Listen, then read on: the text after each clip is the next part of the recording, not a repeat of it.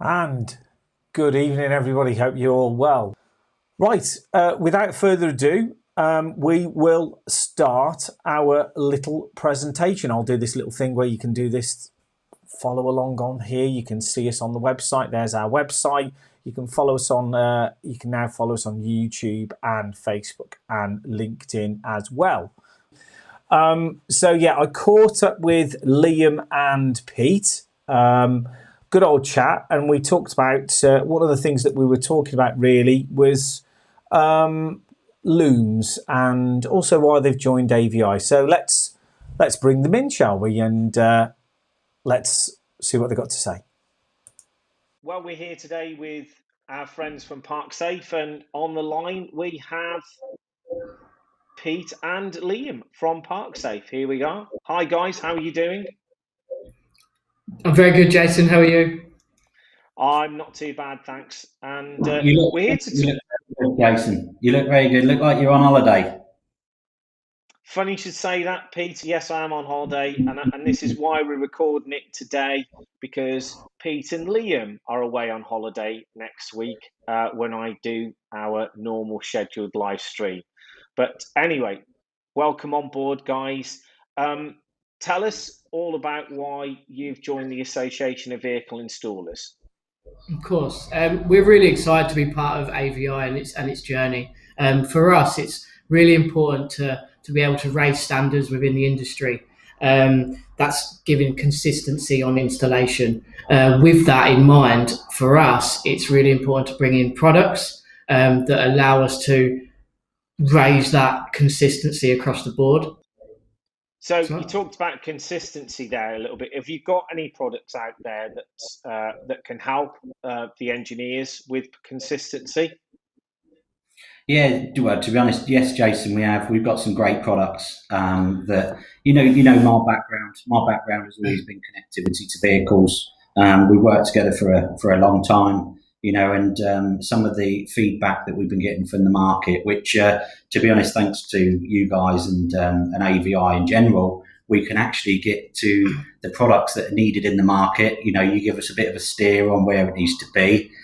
We also like that, like Liam said about the consistency across fleets. With that in mind, we want every install to be the same, and being the same means that if there's an issue with any installs, you can go back to the point that the product's been fitted. You got full spec documents, you got control over the install, and with you and your training side of what you're doing, we know that the installation is going to be done at a really high standard. The solder joints, the connectivity to the vehicle, and that's why we've developed some products actually that help that along in two or three ways, really, because most of our business at the moment is generated through commercial vehicles, light commercial vehicles, heavy goods vehicles. And all of these vehicles do come with, the right plugs and the right connections in the vehicle already that the manufacturers put in there to be able to allow, external installers and bodybuilders to be able to put external aftermarket equipment in. But there is some laws about that, of what drawers you can have off them, what pins and plugs and various other things you need. And we need to make sure that all of our installers that we use actually use the right pins and plugs to do it, and not tap in, we've all seen the horror stories all over internet and various other things of where people have pulled, just basic horrible connections and been able to make a bad job of it. So what we've done is, even simple things like little connector harnesses like these. I know you've shown these in some of your other demos. Like for a Mercedes-Benz. Mercedes is one of the most popular vehicles out there for HGVs. On the Actroses, the Atigo, etc. And they put the bodybuilder's plug in there. And as well as I do, if you're not first to the vehicle, you've got an issue. You've got to re-pin or de-pin or double pin whatever's in there already. And you're the last on the vehicle. The person last on the vehicle is the person that's in trouble if something goes wrong. Yeah. So, with that in mind, we've done, the old basic SOT lead for a bodybuilder's plug. You wouldn't ever fit a Parrot kit without a not that anyone actually fits parrot kits anymore, but do you know what I mean? You wouldn't fit a parrot kit without an SOT lead, would you? So No.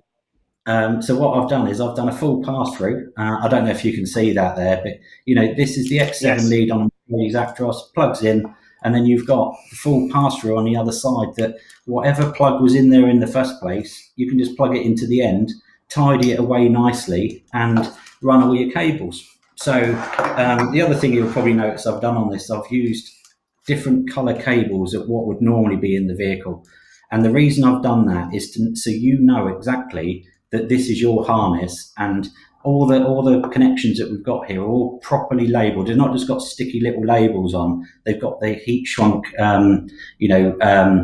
idents on there. So it actually tells you exactly where to go on it. So on this one, we've pre-pinned some of the MQS terminals, and the reason we've actually done this is because you know how hard this is, Jason. When you're out there, it's raining, it's not very nice weather, you're stuck in the footwell of an HGV, you've got your little crimp tool out, you've got your crimps, and these crimps aren't cheap. There's some of them are £1 each, and you need to make sure you've got the right crimp tool to do the right crimp. And what we do is we've just crimped it for you, and you can see by the crimp quality of this, it's machine crimped. So the machine's done it perfectly. So on one of your training sessions you did about putting the insulation actually halfway on there, to get that perfect is quite hard when it's raining, cold, and you're at the bottom of a footwell. Yeah. So with these, like I say, these are the left, right, and reverse, and consistently across all of our connectors here, we can do left, right, reverse, power, ground, ignition. And what we've done is we've actually fused with an IP rated fuse holder. We've actually fused the ignition and the permanent here 20 centimeters from the source. So it's fused at 10 amp and 5 amp, which would be for the Mercedes Actros. So like I say, we've got quite a compatibility now. Actually, this is work in progress. We've started off with Mercedes, so we do the V5 Mercedes, the new one with the funny mirrors. And we also can do the old V4 one, which was the old Actros, back to 2016 or 15, I think. And we can also do Scania now. We can do both Scanias. We do the NGT Scania, which is the one that's just got the funny fuse holders. We give the fuse holders and everything in the bag there. And we can also do the normal Euro 6, which is I think it's the C plug down at the bottom, so you can see we get everything there. And they're all terminated to what the vehicle-specific terminations are.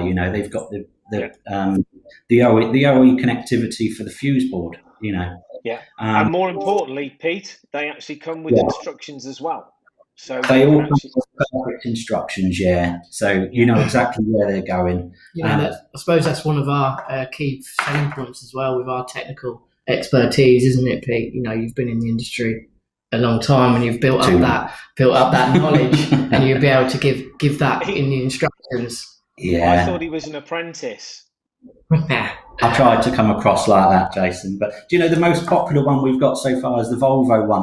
All right, the Volvo one for the BBEC module, because they've all got like negative outputs from the BBEC module. So we actually wire the relays up for you.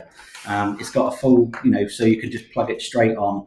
Plug into your BBEC module, plug onto your fuse board. This works on the FM and the FH, I think, and it gives you power, ignition, left, right, reverse, and it also gives you speed tacho output as well on this one, so you don't have to run up to the tacho. But it's the popular one because to make this loom in the bottom of a van or in the bottom of a footwell, it's going to take you half an hour to make that up. To do it properly to a right standard. Good.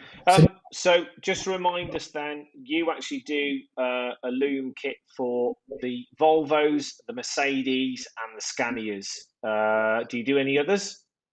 There's plans to do some more. There's we got asked if we can do a Dennis plug.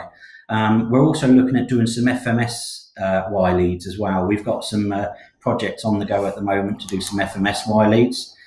Just to make it easier for the tracker boys as well, because we all know that you can buy this product from DAF and various other places, but they're quite expensive. Okay, guys, thank you very much for that. There was something else. I believe you're doing something with the electric vehicles as well, because obviously that's where everything is going nowadays. So, have you got anything for electric vehicles, or anything special that you've got on the go, so to speak? So as you know, electric vehicles is a booming market at the moment, and it's only going to get busier, isn't it? For us at Parksafe, it's a focus point. At the moment, we've just launched a electric vehicle enhancement product, which basically it allows you to give more from your battery to be able to get longer from it, so you can get more miles from your vehicle, which essentially gives you more drops. Yeah, I think what Liam's trying to say really is, you get into a vehicle, it's got 100% charge on it, it's got 120 miles in the battery, and as well as we do that you're not going to get 120 miles out of that vehicle for that. Bit like your miles per gallon on your normal combustion vehicle. You put your foot down harder, you get less out of it. Exactly the same with an electric vehicle. And what this new product that we've got, and it's just been released only a few weeks ago, and it's something that has really changed our thinking really on how we release a product on this. But it's what the product really does is it connects into the vehicle in a very safe manner. So it's got CAN bus input on OBD. It's got resistive pedal control, so it plugs into the pedal. Everything's plug and play on there, so there's no warranty issues or anything like that. And what it does, it will basically monitor how much torque you require from the vehicle to get it to move. And it also then realizes how much foot pedal you need to put down that would get you away. Really, that's long and short of it, really. But in that side, it don't matter what driver you put into that van, because our compatibility at the moment is like commercial vehicles. We can cover the Nissan NV200, the eDelivery 9. We've got the Vito, we've got the Sprinter, we've got the MAN TGE or ETGE. And what we're trying to do is keep consistency across all those drivers that you put in all those vans. Say you've got 50 vans, 50 drivers, and those 50 drivers can go in any of those vans.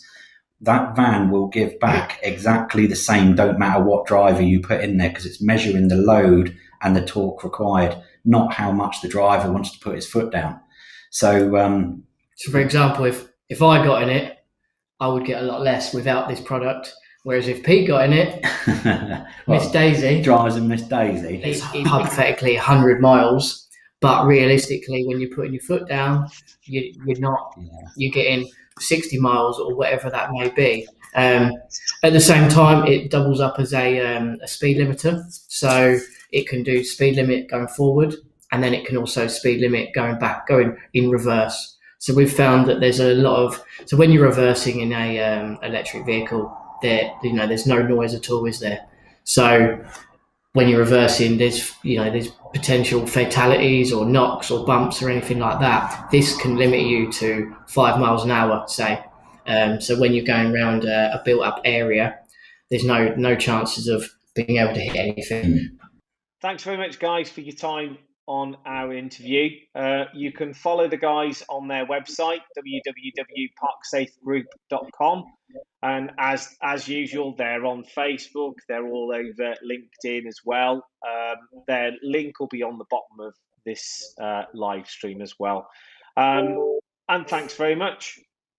Yeah, cheers, Jason. Cheers it's nice talking to you. Thanks for giving us your time on your holiday. No problem at all, chaps. Anything for you guys at Parksafe.